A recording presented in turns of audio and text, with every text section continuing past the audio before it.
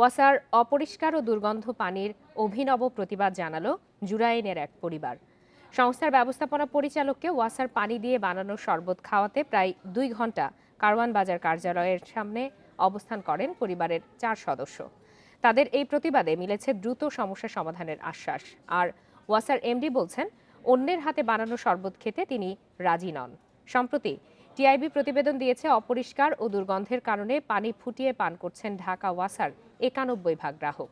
এই প্রতিবেদন নাকচ করে শনিবার ঢাকা ওয়াসার এমডি তাকসিম এ খান দাবি করেন, ওয়াসার পানি শতভাগ সুপেয় এবং নিরাপদ।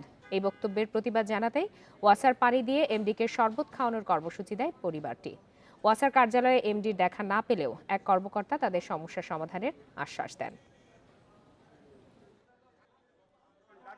কোথাও দূষিত পানি আমরা সাপ্লাই দেই না, বিশুদ্ধ পানি দেই, সেটা রিজার্ভারে গেলে রিজার্ভার না পরিষ্কার করার কারণে দূষিত হয়ে পড়ে আন্ডারগ্রাউন্ড এবং ওভারগ্রাউন্ড। আর উনি আমাদেরকে অ্যাড্রেস দিচ্ছেন, আপনার সাক্ষী আমি এখানে লোক পাঠাবো এবং এর আশেপাশে ওই গলির যত পানি আছে সবগুলো চেক করাবো।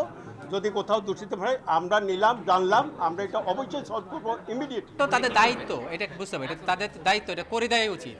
এখন যতদিন পর্যন্ত না হবে আমরা মানে পাওয়ার জন্য, বিশুদ্ধ পানি পাওয়ার জন্য আমরা আমাদের, যেহেতু এটা তাৎক্ষণিক প্রতিক্রিয়া, আমরা চেষ্টা করব এলাকার মানুষকে, ভুক্তভোগী মানুষকে জাগাতে, এবং আমরা সবাইকে নিয়ে বড় আন্দোলনের দিকে যাওয়ার চেষ্টা করি।